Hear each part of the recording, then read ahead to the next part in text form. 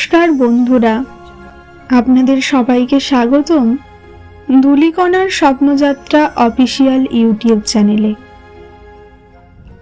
আজ আমি আপনাদের যে গল্পটি শোনাতে চলেছি, এটি শুধু ভৌতিক কাহিনী নয়, বরং এক গভীর মানবিক সম্পর্কের গল্প, যার অনুভূতি হয়তো শব্দে বোঝানো যায় না।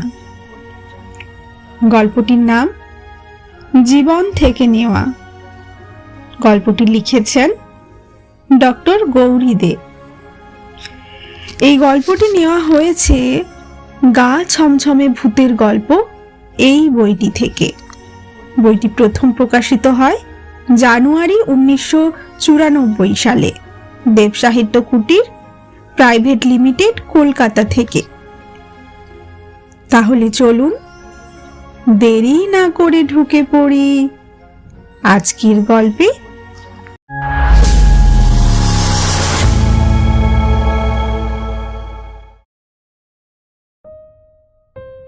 দাদু, আজ পয়সা দেবে না? বছর 10 একটা ছেলে, পরনে হাফ প্যান্ট, খালি কা, ডক্টর সুরজিৎ সরকারের চেম্বারে দরজায় দাঁড়ালো প্রতিদিনের মতো। বেলা তখন প্রায় 12টা। ও জানে অন্যদিন এই সময় চেম্বার প্রায় খালিই থাকে, কিন্তু আজ ঘর ভর্তি লোক। সুরজিৎ ওর দিকে তাকিয়ে বলে, এখন যা, একটু পরে আসিস। তবু দাঁড়িয়ে রইল শিবু। বলল, দাও না, খিদে পেয়েছে যে। এবার ধমক দিল সুরজিৎ, দেখছিস না ব্যস্ত আছি। শিবু বোঝ হয়ে দাঁড়িয়ে থাকে। এগিয়ে আসে কম্পাউন্ডার, কড়া সুরে বলে, কি হলো, কথাটা কানে গেল না নাকি? এই এক জ্বালা, কাউকে কিছু একবার দিলে আর রক্ষে নেই, একেবারে মাথায় উঠে বসবে। যা বলছি। রীতিমতো তাড়া মারল কম্পাউন্ডার। শিবু চলে গেল। সুরজিৎ চাপা গলায় ধমক দিল, আহ, কি হচ্ছে? অমন করে বলছো কেন? ছোট ছেলে, ও কি বোঝে? কম্পাউন্ডারটাও ছেলে মানুষ, বহুদিন ডাক্তারবাবুর কাছে আছে, একটু আধটু জোরও চালায় ভাইয়ের মতো। অভিযোগের সুরে বলে, আপনি তো ওকে মাথায় তুলেছেন দাদা। সুরজিৎ আর কথা বাড়ায় না। রোগী দেখার ফাঁকে ফাঁকে অন্যমনস্ক হয়ে পড়ে মাঝে মাঝে। টাকাটা তো দিয়ে দিলেই ঝামেলা চুকে যেত। ছেলেটা যা অভিমানী, আজ আর এলে হয়। শিবু সত্যিই ভিখিরি নয়। ওর বাবা রবার ফ্যাক্টরিতে কাজ করত। ফ্যাক্টরি বন্ধ হয়ে যাওয়াতে খেতে পায় না, তার উপর মদ জুয়া ধরেছে। নয়তো শিবুর মা মারা যাওয়ার পর থেকেই তো ওর বাবাই শিবুকে বুক দিয়ে আগলে রেখেছিল। সবই তো সুরজিতের চোখের সামনে দেখা। মাস 2 আগে শিবুকে চেম্বারে নিয়ে এলো ওর বাবা হরনাথ মণ্ডল। শিবুর তখন খুব জ্বর, কাশি, সর্দি। বুকে স্টেথো বসিয়েই চমকে উঠল সুরজিৎ। অবহেলায় অনাদরে বাচ্চা ছেলেটা রাজরোগ বাঁধিয়ে বসেছে। আর সেই মুহূর্তেই জ্বরের ঘোরে শিবু যখন তার দিকে চেয়ে বলল, দাদু, একটু জল খাবো। শুনে সুরজিৎ ভালোবেসে ফেলল ছেলেটিকে। তার বয়সটা তো নেহাত কম হলো না, তবে 50-এর কোটা পার হয়ে গেছে। দাদু ডাকে মনে পড়ল নিজের নাতিটার মুখ। সঙ্গে সঙ্গে চোখে জল এলো। কম্পাউন্ডারকে দিয়ে একটা সন্দেশ আনিয়ে নিজের হাতে সন্দেশ আর জল খাওয়ালো সুরজিৎ শিবুকে। তারপর চলল জমে মানুষে টানাটানি। একটু ভালো হতে সুরজিৎ হরনাথকে বলল, ওকে কোনো শিশু হাসপাতালে নিতে চাই। হরনাথ এক চোখ জল নিয়ে বলেছিল, ডাক্তারবাবু, কার্শিয়াং স্থানে স্টেডিয়ামে আমার কাকা ওয়ার্ড বয়, যদি একটা ব্যবস্থা করে দেন তো খুব ভালো হয়। সুরজিৎ খুশি হয়ে সব ব্যবস্থা করেছিল, কিন্তু 1 মাস না যেতেই প্রচন্ড ঠান্ডায় শিবুর মুখ হাত ফুলতে শুরু করলো। ওকে ওরা আবার কলকাতায় ফেরত দিয়ে দিল। ইতিমধ্যে হরনাথ বেকার হয়েছিল, জুয়া মদ ধরেছিল।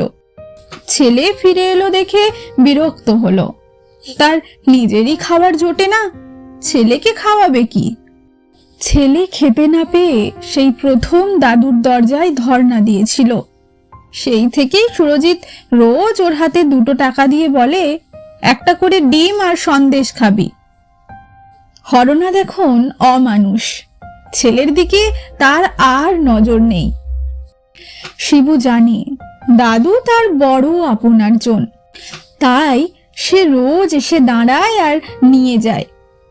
সুরজিতের মাঝে মাঝে সন্দেহ হয়, কিরে যা যা বলেছি খাস তো?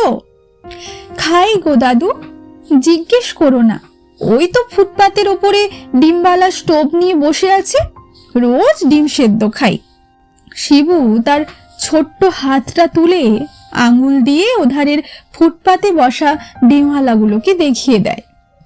সুরজিৎ আবার বলে, অন্য কিছু খাস না তো? শিবু দুষ্টুমির সুরে হাসে, বলে, জানি জানি, তেলে ভাজা খেলে তুমি ভীষণ রেগে যাবে, তাই না দাদু?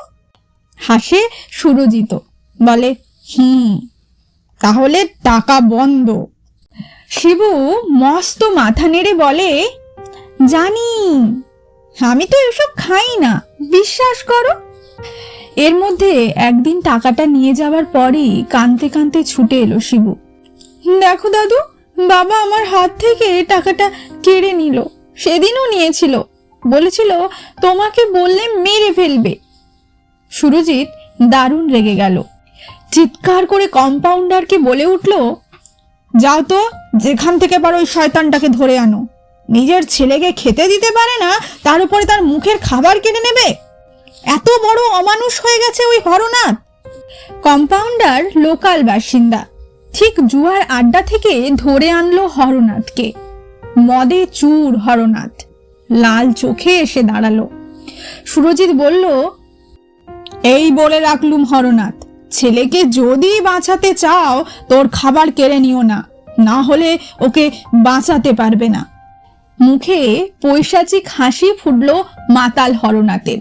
বলল, মরলে ক্ষতি কি? আপনার টাকাটাও বাঁচবে আর আমারও হাড় জুড়বে। ওর সঙ্গে কথা বলা বৃথা, সুরজিৎ চুপ করে গেল।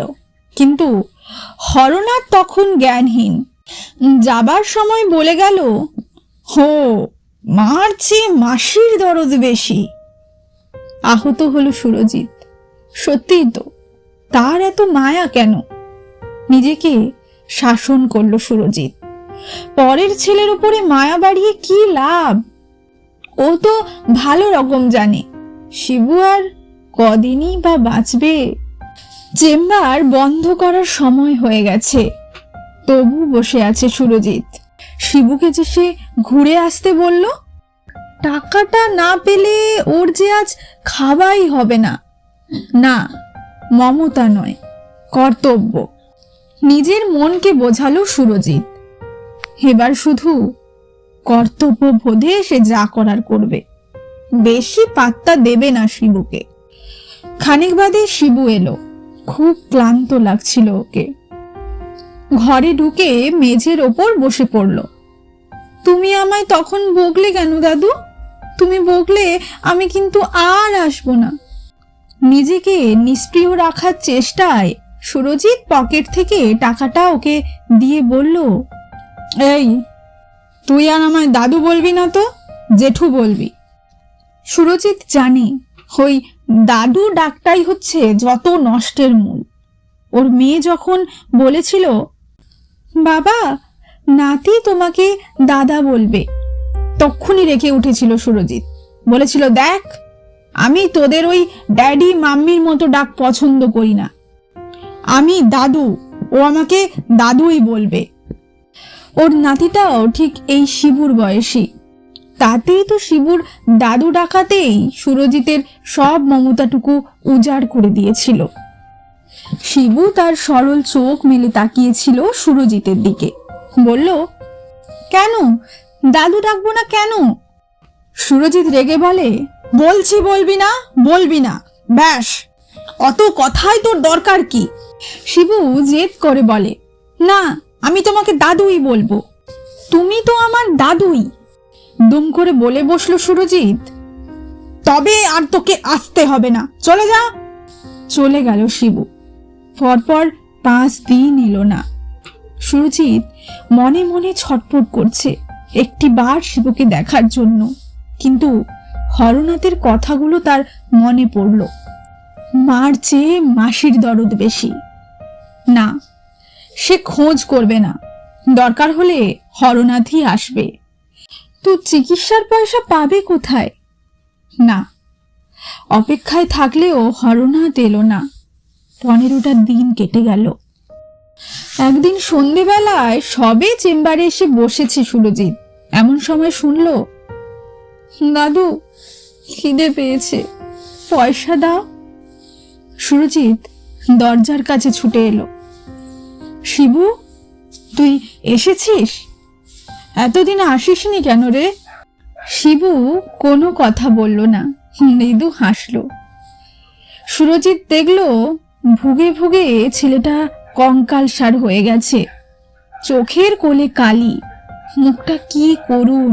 আহা, কতদিন বাপটা বোধ হয় খেতেই দেয়নি।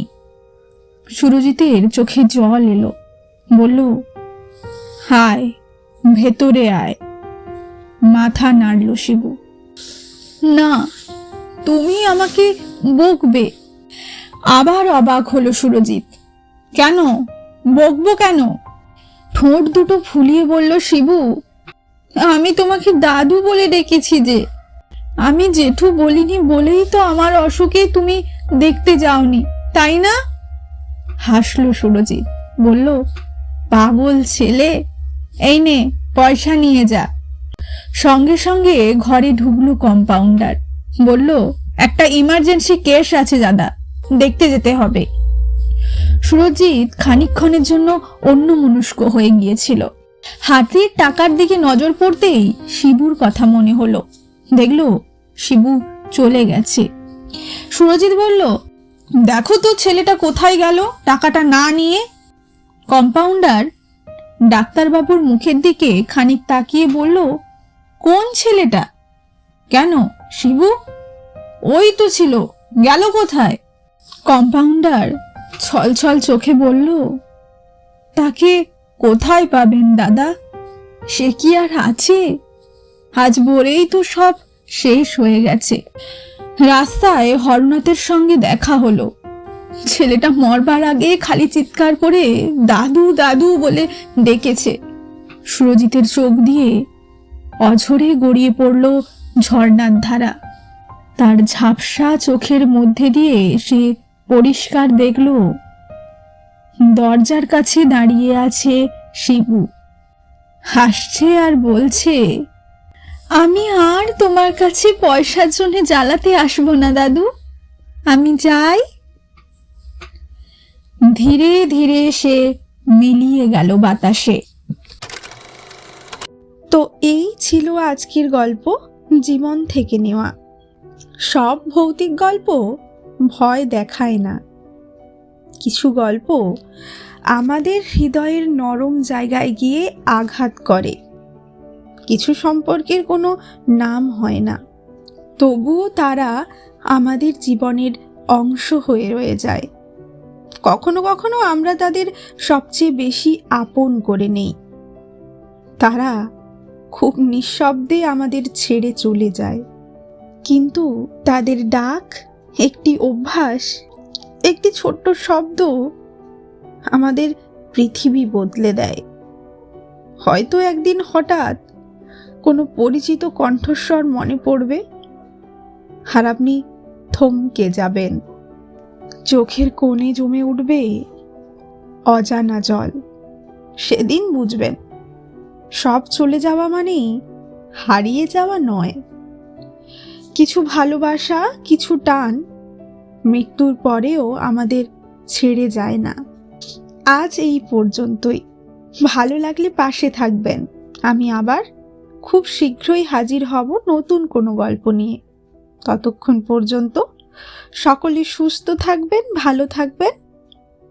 ধন্যবাদ।